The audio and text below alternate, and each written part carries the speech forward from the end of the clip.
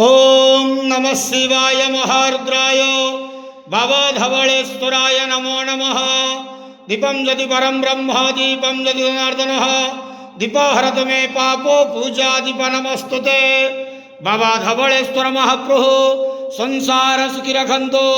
आज शुभ शुक्रवार रे समस्त श्रद्धालु भक्त मानक आशीर्वाद करंतो, मनस्कामना पूर्ण करंतो, कर्म क्षेत्र उन्नति करंतो, ग्रह रिष्टमान खंडन करंतो, जगतर मंगल करंतो, विश्वर कल्याण करंतो, आपणकर नाम प्रकाश करंतो, समस्त गुआवसा भक्त मानकर मनस्कामना पूर्ण करंतो।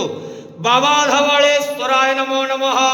संसार सुखी रखंतो, आनंद घेवार हरि बोलो।